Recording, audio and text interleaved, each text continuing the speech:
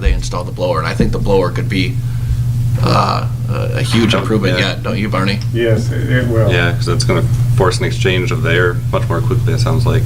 It will force the odor through the carbon filter rather than passively going any place it wants to.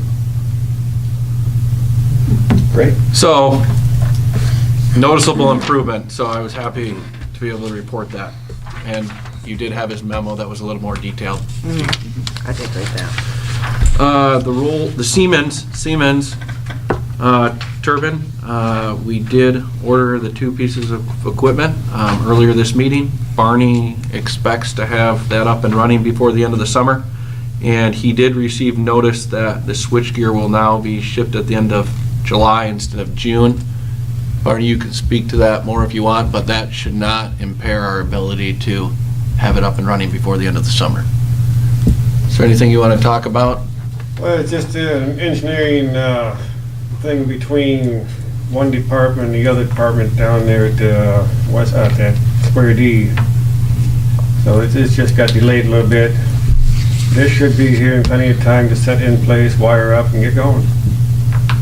The biggest labor thing would be the control panel, which is still on schedule.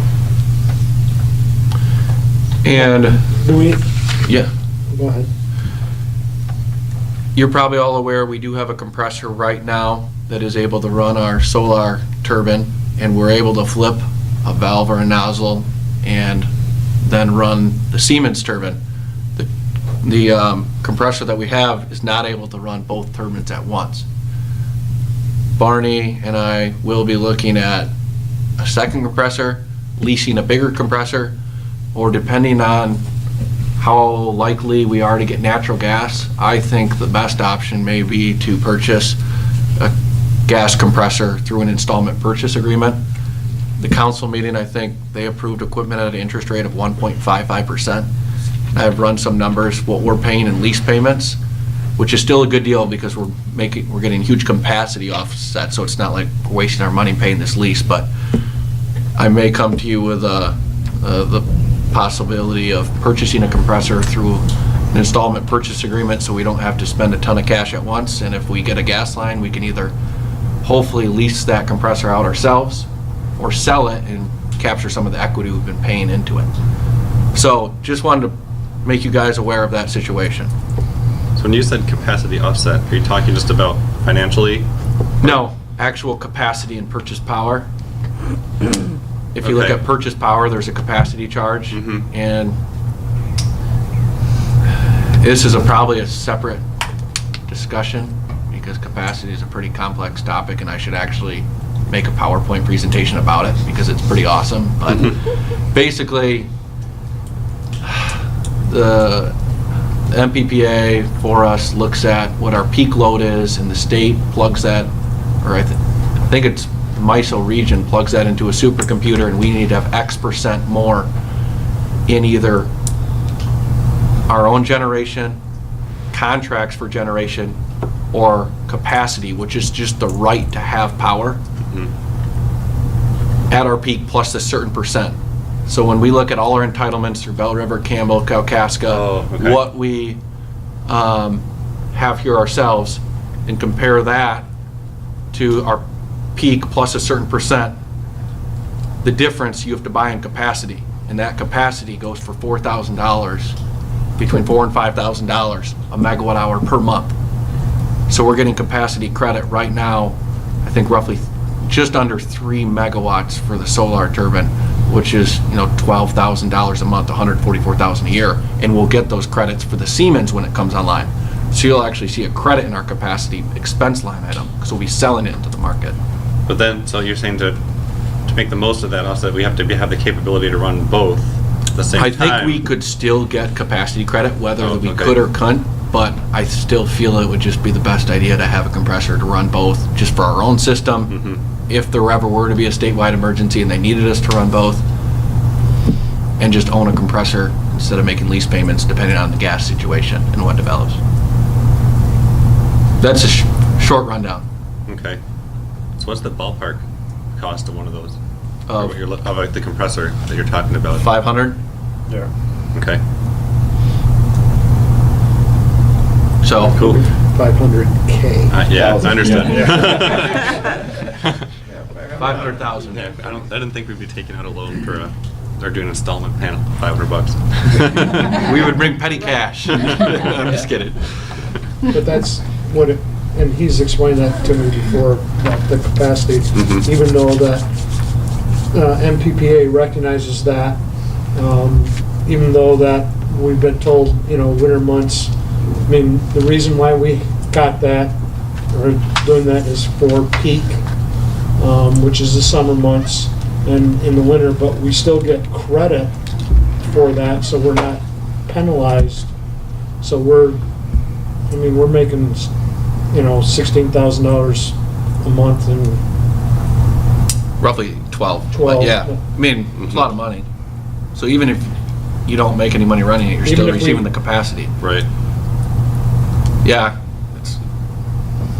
we'll have to have a different discussion for a different day to get more into it, but that's the basic idea. Mhm. Okay, thank you. Yes.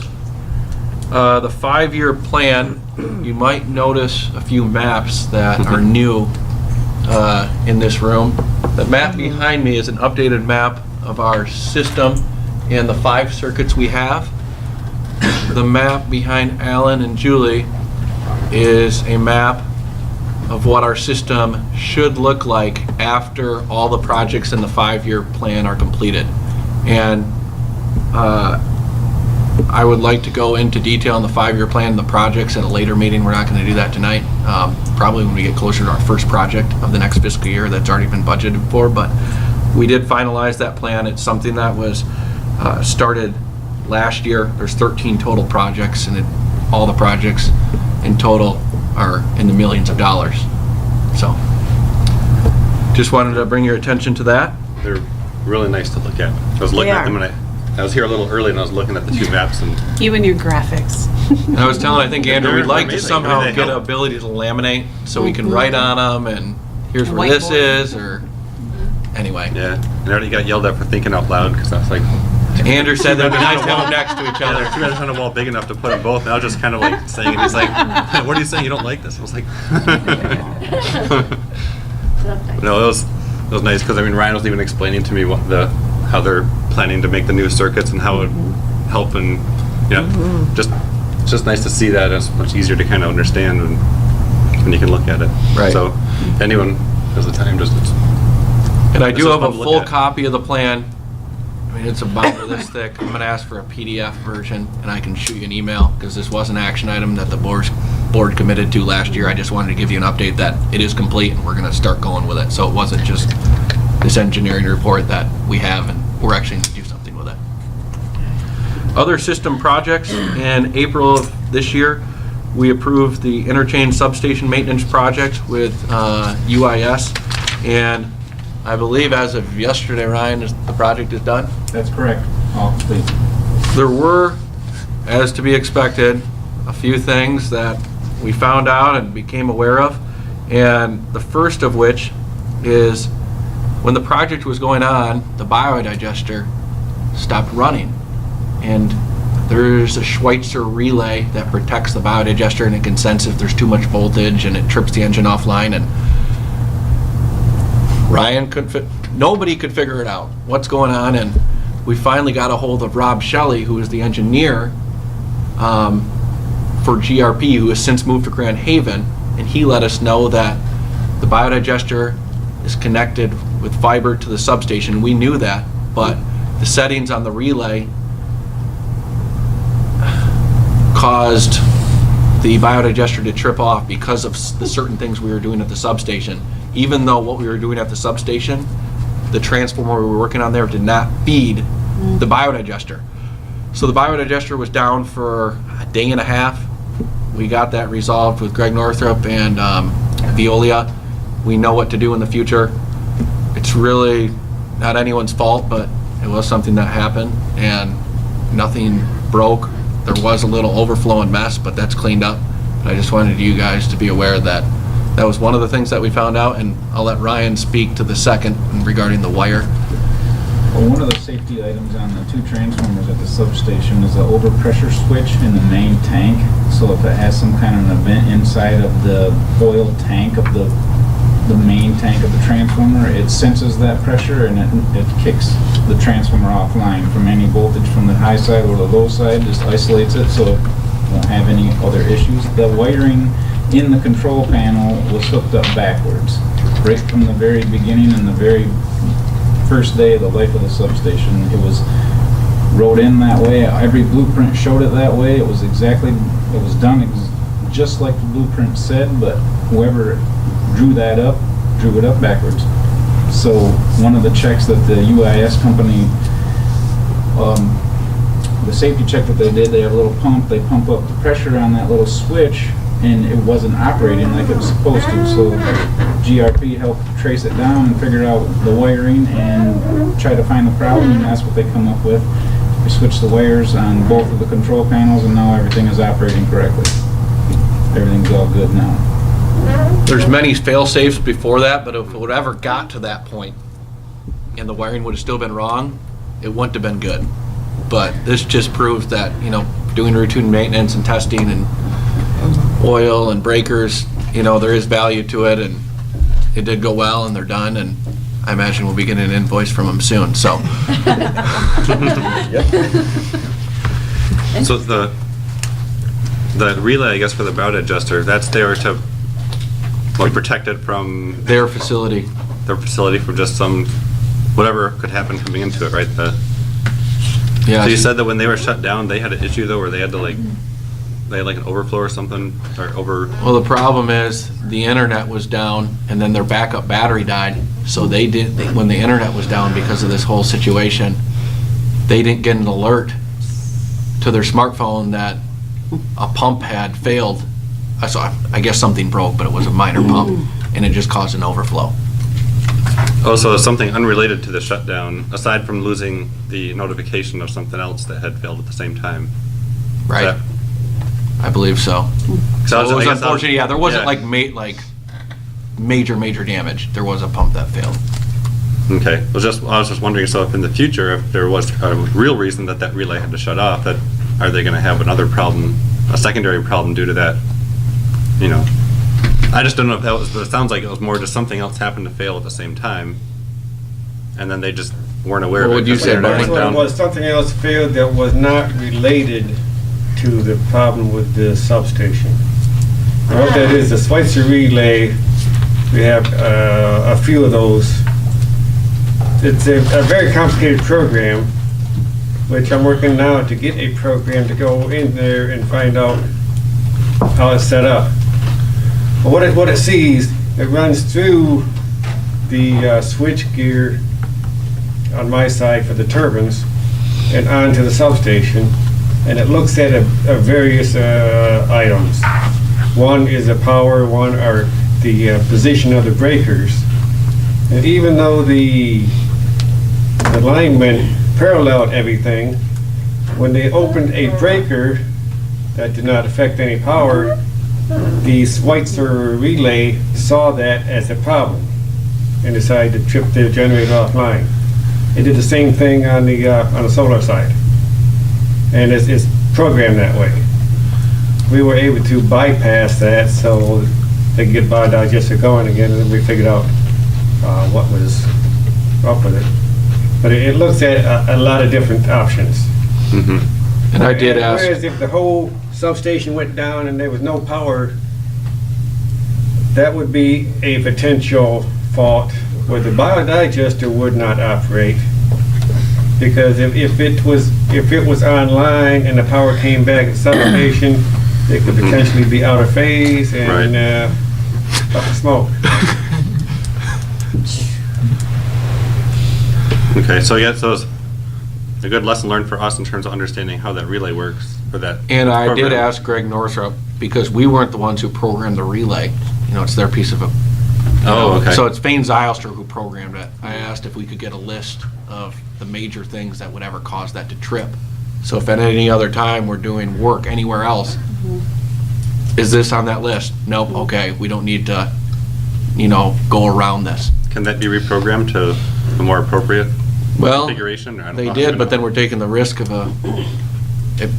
They could be reprogrammed on the spot, or what we did, we just shut down communications so it wasn't seeing anything. which is fine. Okay, so you just kind of blinded it while you did the work and then you turned it back on? Right. Okay, Those were pretty much the couple so that's a things. good thing, yeah, good Yeah. lessons learned, I guess, for both parties. The SCADA project is full forward, going fully forward. While the interchange substation maintenance was going on, GRP, who is also in charge of the SCADA project, installed a lot of the equipment for the SCADA project at the substation.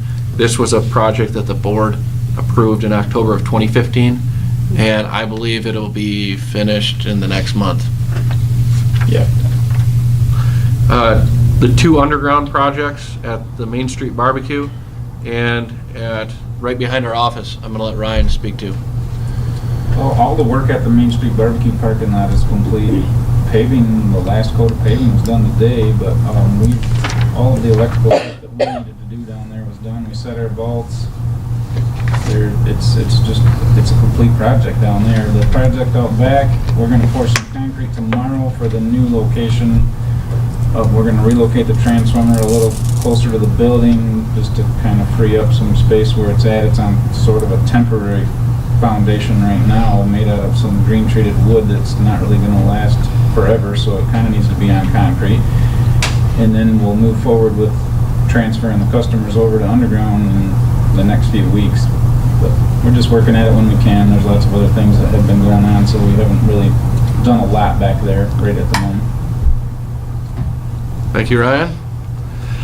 Long-term natural gas supply, no update. I have yet to really spend a lot of time on this, so I apologize. I do plan on working more on this project in the coming months. It is a big project. That's not mean it's going to have a quick solution, but I will make sure I get working on Can that. I interrupt you and just ask you a question that's not directly related to that, but because I'm just concerned about your time and how you're handling all of this extra responsibility, because are you doing okay? That's my question. Doing great. Because you're not having I'm having time a ton of to fun. deal with this. Okay, well, I just want to make sure. I don't know, yeah, I just want to make sure, because if, I'm concerned about you stretching yourself too thin. Burn the candle at both ends. I love it. No, I'm all right. We have a great team here, so I've been doing He's young, great. He can do it, okay. I just wanted to check, No, because you said with the short turnaround time, you haven't had time, so that's why I wanted to It was a check. short turnaround. It was Okay. like 2 weeks later. I was like, I'm preparing a board packet. All right, Anyway, we're gonna make progress. thought I would ask. Fiscal year 2017 operating and capital budget. I gave a presentation to the city council during their May 16th meeting, and I think it was received well. I had some people come up to me afterwards and said wow, this is pretty revealing and it's cool to learn how things work. And I'm happy to announce that our budget was approved in full, as well as all other city budgets at the council meeting. So I do thank the council for listening to the presentation and approving our budget. Woohoo! The Lowell School Solar Project, nothing new at this time. The AMI project, Ryan alluded to it without you knowing he was alluding to it when he said that we've been busy with other things. This guy has taken the project by the horns and has done an amazing job. So Ryan, I want to thank you and your staff for that. Eaton Cooper was on site Monday, Tuesday, Wednesday of this week, and we put up the 3 gateways, which are really the collectors of the meter data that are connected to our fiber, and that fiber is routed back here where our servers are, and those servers connect to the CIS system. But apparently the installation of the gateways and having them on the network doesn't always go smoothly, and it can be really complicated. Within 24 hours, all 3 gateways were online. Adorio Technologies and Core Highcom really assisted in the networking, did an amazing job. We have 4 relays, which are kind of like repeaters that push the signal out further. We expect to have 14 of those around town. We've been attaching them to poles. They kind of stick out, and it's a little box, and you'll see a number on them. So we have 4 of those installed, and those, I think it can take 24 to 48 hours for the system to recognize them, and once they're recognized, they're set. I saw earlier this morning, 3 of the 4 had already been recognized. So the guys will probably be doing that work in the next month. And what else did I write in here? I do hope to talk with the mayor about making a presentation at a council meeting, and we will be including bill stuffers. If not in June, for sure July, probably June as well. The meters will be delivered in August, so August is when we expect the meters to be installed if everything goes well, or September. We had put out a publication that said late summer. So between now and the meter delivery, really we just have the relay installation, and everything is going great and as expected. So we have weekly conference calls on Tuesday mornings with all parties and brief everyone on the situation and what needs to happen, and everything's progressing really well. We had talked last year, whenever it was we first started talking about this project, about, you know, community education and some town hall meetings and Yes. different things. What happened with all of that? Well, I anticipate the first step would be to make a presentation Okay, at the council meeting, okay. and Well, because I'm just thinking if you do that in I don't- July and we're anticipating installation in August, where's the room for that community conversation? I would hope to put out some sort of notice that there will be this presentation at a council meeting. Okay, As well, and then see if people demand a public sort of Okay. town hall meeting where we can just have Okay. training or what can happen. okay. So are we sending out a form to everybody, or are we just assuming that we're putting everybody on the AMI? I would like to type up a letter with an expected date that a meter would be installed, and you will have the ability to opt out. Contact the Please office, contact. or I don't necessarily want to include an opt-out form because we want to encourage the project. Right? You know what, it's kind of like defeating yourself by giving them a form just to opt out, but I will make it clear in a letter that, yep, this will be the target installation date. This is, you know, we had this presentation which can be viewed online. Any questions, please contact the office, list some of the benefits, and then contact us for an opt-out form at no charge. Okay. Do we have people on the program now? I think the new development up in the hill.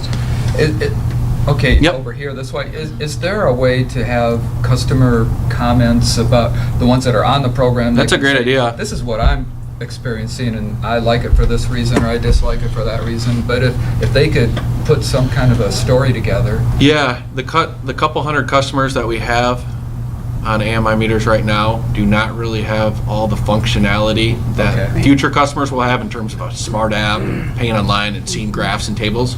But I do think that's a good idea, just to ask them how the experience has been.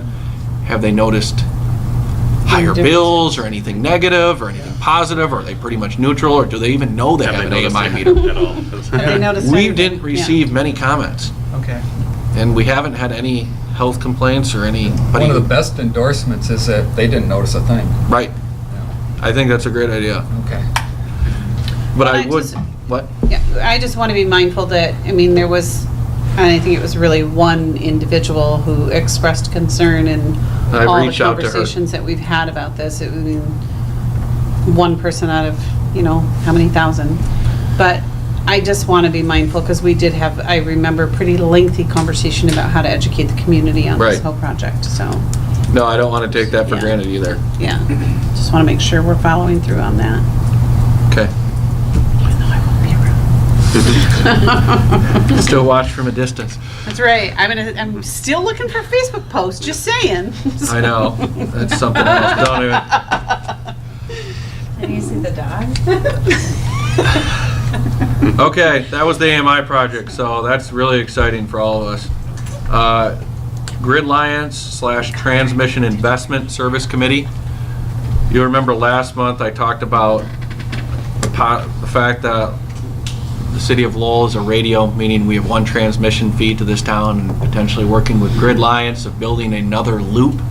And the loop that they propose for us would not meet the requirements of the zone for providing increased reliability or benefits for other people. So to have that transmission line, the cost to maintain that couldn't be spread amongst the zone, and those would all fall on Lowell Light and Power.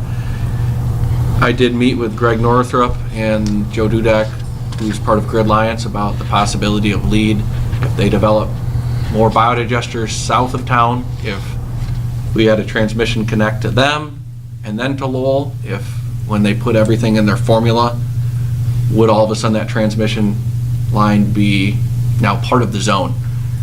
So we have had that meeting, and now it's really on Greg Northrup if he would like to explore that idea, so he has the information. At the same time, I did meet with Pat Bullen, the general manager and CEO of the MPPA, and briefed him on our situation because he has a wealth of knowledge and many contacts, and he is going to reach out to ITC, a very large player in the transmission arena, to gauge their unwillingness and to investigate a possible project that maybe Grid Alliance couldn't come up with or didn't see that could potentially be part of the zone. So again, this is more of a longer term project. It's not gonna be one day I come in and everything's solved. It's gonna be progressive updates and investigations. So I just wanted to follow up on that. Getting near the end, fiber to the home. I met with Ryan Peel for a second time regarding his company's ability to attach his fiber to our poles to connect his fiber on the north and south ends of town. And I did get with Dick Wendt regarding a non-compete clause to bring other fiber or internet to the town, because we did sell Lowell Cable to Comcast in '07. That non-compete was 5 years, so that is over.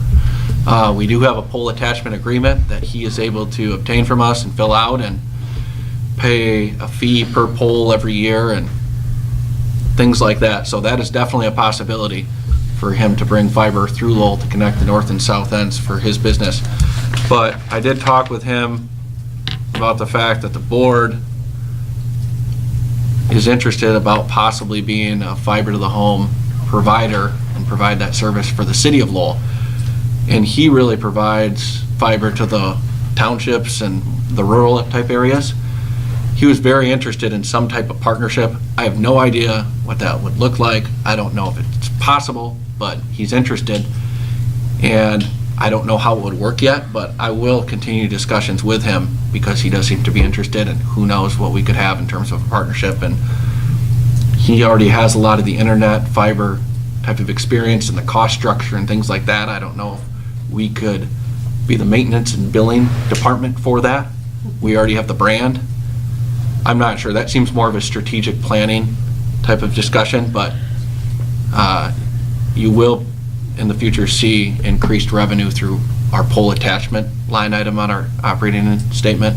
But I just wanted to let you know that there could be the potential of some sort of partnership with Virginia Broadband. City-wide, you have a No, just Okay. saying that's cool. That's good that we look at those opportunities. kind of relating to fiber.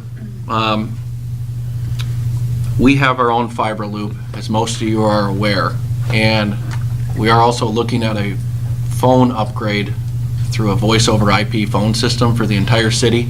Right now, we're paying way too much in AT&T phone bills, long distance, every call is a charge. And I did some high-level research, and it definitely looks like we have the possibility to save some money. And we met with IP Consulting, and that demo went very well. And one of their clients is the city of Walker, who is in the last year worked with them to do their own phone project. Steve Buchla, the new DPW director, Rich Lombard, Sue Olin, Sue Ellery, and myself went there to Walker yesterday, met with them an hour and a half. They were really, really impressed with IP Consulting. IP Consulting actually uses a process similar to Michigan My Deal, where everything's already bid out at a competitive price. It's not called exactly that. But it does look like we will pursue a potential relationship with IP Consulting, and we have another meeting with them, I think, on the 22nd of June to talk over what a project, we're not going to sign up with them yet, that would come through council and boards, but what a project would look like, the timeline, potential costs, if we need to get on an RFP, or if this process that's similar to my deal would allow us not to go through an RFP. The city of Walker said there aren't just RFPs out there. To pay a consultant to write an RFP and then pay another consultant to review it, they got quotes of like $30,000 to $40,000, and the total project was like 80 to 100, and we're significantly smaller than Walker. So it was their commission's belief that actually because of this process that they use that's similar to my deal and everything's bid out, they're already getting the lowest price, that they just went with IP Consulting. And bringing it back to fiber, they have all their facilities connected through fiber and highly recommended it. Ryan and I met with a rep from Western Telecom last week about connecting the rest of the city departments to fiber, and we gave him a lot of information. He sent us something back. We have to get him a little bit more information. I've made all of the department heads in the city aware about this project, and a lot of them want to go to it. Right now we have point-to-point internet, wireless internet between many facilities. It's slower, it's less reliable, it's expensive. Once fiber's in, it's fast, and when you have a phone system, you need that thing to work. So in the coming, hopefully before next meeting, we'll have quotes to extend fiber to like the fire station, the DPW building, the water treatment plant, the wastewater treatment plant, the library, city hall, the police department, and possibly put that in first. It would also allow the city to share one internet bill, as well as if we had some sort of network for maybe customer service reps amongst the different departments, or the outside field guys have safety and training. They can have a network with a folder and everybody can access the same thing. You know what I'm saying? So there's many benefits to having fiber, but we're going to explore that. But in terms of the phone project, we're going to keep going forward. I think there's huge savings, and we're way, way, way behind the times in terms of our phone capabilities. So that's moving forward. Any questions so far? Oh, good news. Last couple things. As you're well aware, the diesel generators here in this facility have been decommissioned, and really that space is not being used. I don't know if there's necessarily a purpose for that. It would be nice and ideal to sell those generators for money, and I'm always going to explore that option. I did meet with a gentleman, Chris Farabee, who has his own business and has been doing this type of work for, like he said, almost like generations. And he said we could pay him $60,000 to open up our building, take everything, and then restore our building. It's kind of annoying to pay somebody to get rid of something, but if there's a use for the space, if the roof, which has equipment on it, is going to leak and that needs to be repaired, I don't know what we could do with it, but I just wanted to let you guys know that I did have this meeting. He's going to get me something in writing with this proposal, but we should have a meeting in the future about the pros and cons of potentially going forward with something like this, long-term plans of the space, if any, and then at a minimum what we need to do now, and it's of Ryan's opinion, and I agree with him that the equipment on the roof, which are causing leaks, will only become more of a problem. So at a minimum, something should be done with that. We don't necessarily have to go with Farabee. We could potentially do a lot of the disconnecting ourselves and hire a crane company like I think G-Lock. But anyway, that's, again, I don't mean to push everything into the future, but start thinking about it, and we'll schedule a time in the future to talk about this stuff. Alden Ridge Housing Development, nothing new.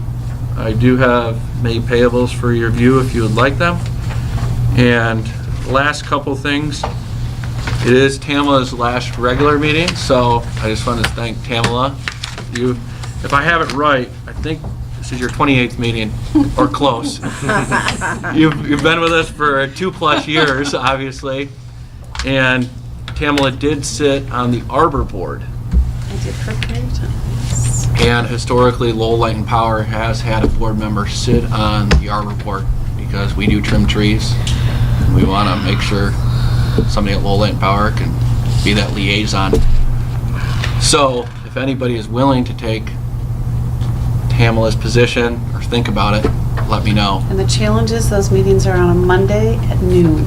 That's Very So convenient with you guys time. working in Grand Rapids, it makes it difficult. So it's down to you and me, Greg. Well, and whoever the Well, new there person could be a might new be. person, but or the yeah. new person, yeah. Yeah. Let's wait and see We who we can, get. yeah, Seniority think- has its benefits. I think for That'll a be the while, we didn't criteria. have any liaison. I remember Greg mentioned it for a period of months. So I don't know if there's necessarily a lot of recourse for not having Yeah. it, but I do think we should make a fair effort, Yeah, if I think possible. it- well, I think think when it's we have a beneficial. new, when the fifth person or the new person's here, we can, maybe that's something they would actually want to do. And Right. if not, then we'll just pick one of us to do it, so. Right. I do go to the Arbor Board meetings as well, or I at least try to, as long as I don't have a conflict. So, I'm trying to at least keep in the know. But that's all I have. Thanks again, Tamala. Appreciate it. Best of luck in Jenison. And that's it for my manager's report. All right, that brings us to the schedule of meetings you have in your packet. Our next board meeting with our revised Wednesday date will be July 13th, along with the other meetings listed. At this point, we'll go to board comment then before we go into closed session. Start with you, Andrew. I guess the only comment I'll make is just recognizing Tamala's last regular meeting. Just thought you've done an awesome job on the board. I remember when you started, you kept saying you don't know anything about this, and except that you actually knew quite a ton from your nonprofit background, and a lot of that stuff is very applicable to what we're doing.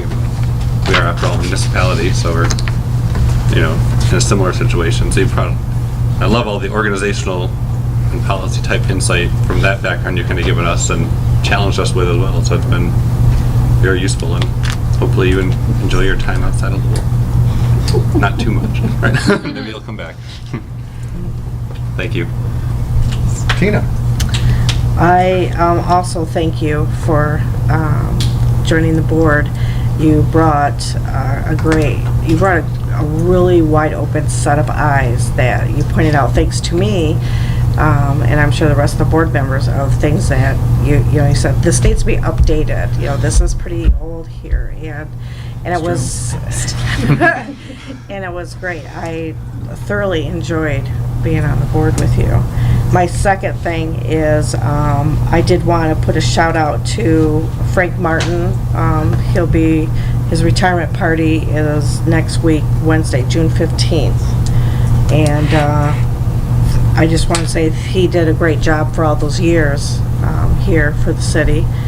I also want to say that for the Memorial Day Parade, for everybody that participated, it's pretty, this is my shout out to the whole city. When you follow your parade down the street and everybody is clapping and marching with the middle school band, the high school band, and the veterans, and everybody follows you into that cemetery, and we're all as one. It was pretty moving, and I'll tell you, excuse me, that my father for years has said, this is what it's all about, Tina, and this community, and everybody just standing there, and I'm just really proud of it, and I wish I had a drone. Well, my husband won't let me have one, so I could have did a flyover and took and captured it, because it was just a beautiful sight. So I wanted to make sure that was pointed out to everybody. And if you never had done that on Memorial Day, it's really, really moving. So that's what I have. Perry. Again, thank you, Tamara. Couple different things. I want to Ryan and to the, in our equipment, again, I want to look at, and I know that you had mentioned something about it in our conversations, a generator, portable generator, you know, whether we need one for a black start, you know, without, and again, that's in case of catastrophe, power. Again, I'd like to see us look at purchasing one large enough that we could, a portable one that we could, on a trailer, take out to one of the schools if we needed to, in an emergency, needed to use the school as a site. But we also need, you know, power to be able to start up in case of emergency, to start up our generators. You just can't flip a switch if we don't have power coming in. So again, in our budget and things, when we're looking at equipment, I'd like to explore that. Looking at what the cities, or what the Arts Council is doing with fixing some bricks on the building. I noticed our building on the south exposure has got some bricks up at the top that, you know, maybe we need to talk to Mark Batchelor about getting some of those fixed. I mean, again, it's not on the sides and everything is fine, but again, if you look back over where you're working right now, up at the top, there's some, looks like some bricks that are deteriorating like they did at the new Arts Council, what they're doing.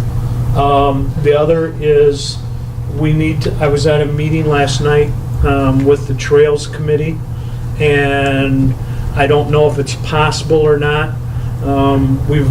We're running with the township and the city, running a trail coming off our trail up at the corner of G Drive and Alden Nash, bringing that down to the township's new park, and that's in the city. And they have an issue with one of the poles of the new ones. And again, I know that we went back and forth across there because somebody across the street wouldn't give us an easement, but that owner might be moved. Long story is, going along Michigan Wire, there's a pole there that we were trying to get an easement from Michigan Wire to go into their property, and he has some things going on with his property that he does not want to do that. So again, I said, well, I'll talk to Ryan, we'll look at, you know, is it possible to move that? And if not, you know, if it is it a $10,000, is it a $20,000, is it a $30,000 move, et cetera? So that's something that we'd like to probably look at, because it would make, if that could be moved one way or another, it would make the trail a little bit easier to maneuver. And then one other question, because I think when we were talking about the national committee and stuff, is Tom is the APPA having Tom still be on the RP3 board? I did talk with the APPA, and if Lowlight and Power would like to hire Tom as like a contractor, we could have him on the APPA committee, and I do feel there's benefit to that. Okay. I believe the next meeting's later this fall, so that will be a discussion we'll have to have. And I guess, and where does, you know, I know Ryan's doing a great job. He's got a list of 1,000 things to do. One of the things that Tom did was he was in charge of the safety and all those records. And the RP3, is Ryan doing that or doing, or? In terms of the collection of the records for the RP3 for the Yeah. final submittal, Yeah, I think we kind of turned that over to Barney. I'm not sure okay, that we have over a year. Ideally, it would be good to just, as we go, I think we probably have to play a little catch up, and then we'll have everything in line when push comes to shove, but Barney will be in charge of that. okay. Yep. And so again, whether we're hiring Tom for some outside services or whatever. Right. I mean, I just want to make sure that Tom would be That- willing to go, he that, told us. that doesn't get by the wayside, because I Right. think it's important that we continue to be an RP, the top RP3 Right. and the safety awards and all that kind of stuff. With that, that's the only comments I had. Tamala. Well, I just want to thank everybody for the experience of having served on this board. It was a huge learning experience. I think Greg Pierce, when I first started on the board, I said, Greg, will you just sit down with me and sort of explain some stuff? And he spent a whole afternoon and took me on a whole tour of our grid and kind of showed me where everything was, and has answered a million questions over the last couple of years. But I have been very, very impressed with the staff here at Little Light and Power and the way that they serve this community. I had the pleasure of getting to know the staff and working with the staff when I was the executive director at Fromm, and working with them to bring the MEAP program to Lowell, and working with them to build Food Fight and some of those things that they did when I was at Fromm, and then to see the staff in action from this different perspective of being on the board. It's just, I'm continually impressed with what an amazing group of people we have here at this organization. I think most people in this community, they turn their lights on and it works, and nobody stops to think about all that goes into making that happen. And I'm just very, very proud of the staff that we have here, because all of you are phenomenal and have been really great to work with these years. And I've been a resident of this community since I was 8 years old. So now at the age of 54, it seems really weird that I'm moving out of this community, but it'll always be home, and it's not like I'm going that far. But so it's been a pleasure. Thanks. Alan. Thank you. I've only known Tamala for about a month now, it seems, and she's taught me a lot. And one suggestion was that maybe I should sign up for some classes. So if you could get me involved in that, Sure. I want to take her counsel on that. Okay. And thank you for serving. And I just learning so much and appreciating all of you folks here. And I think we have a really good board. All right, Tamala, thank you. As mentioned earlier, you did bring another facet to this with your experience and helped us with some things, and that was great. Different perspectives from different people are what make a board strong, and you did a lot for us, so thank you, and good luck with things in Jenison. One item that was on my list before the meeting to discuss at board comment, and I'm going to rob a couple of comments that were made since I came tonight. Steve mentioned the great team that we have here. We do have a phenomenal staff. Mark, are you the most senior guy here? Yeah. Okay. We've got some guys that have been here a long time that really know the system and can do things with their eyes shut. We have some new hires. Although we don't recommend that, I suppose. Who's to say he isn't, right? If you know what you're doing. Well, it's red or black. Sorry. But, Steve was a great hire that Greg made. Sharon, we've got a lot of new hires here that have really helped the staff. And Don't forget Julie. right, the whole group. And I'm not exactly as aware as I should be of when everybody came on board, but we really do have a phenomenal team here. 5-6 months ago, Greg Pierce and I were talking in his office, and he was excited about a potential hire that was going to be Ryan, and hoping that he would come join us. And it takes an A company to attract A employees. As a small business owner, I'm very much aware of you're no greater than the talent that you have working for you. And Greg was really excited when looking at Ryan's resume and hoping that he would be interested. And we were fortunate enough to land him.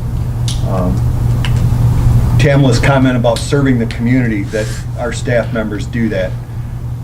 When the new, it isn't really the Main Street barbecue parking lot, everybody likes to call it.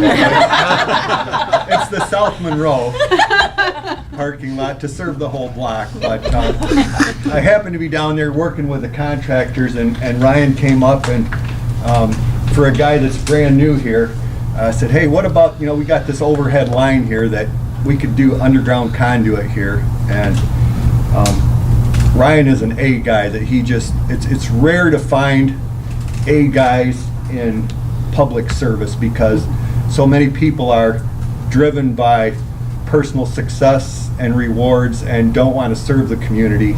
But for us to be able to land a guy like Ryan, and you're humble, you're knowledgeable, it was really impressive to see how you handled that down there and improved the parking lot. And we have that on so many levels here, but we're fortunate to have Ryan and everybody that we have here. But it just, when you're a small business guy like me and you're trying to hire, A guys, and you're really fortunate when you do. We hit a home run on a lot of levels here with different people. But thank you, Ryan, and everybody else for the great job you do here. It is recognized and appreciated. That's what makes Lowell great. That covers what I have. I would make a motion, we go to closed session. Support. Motion support. All those in favor signify by saying aye. Aye. Opposed? At 7:53, we are going to close session. And it is possible that when we come out of closed session, that we might set a couple dates. So just want the community to know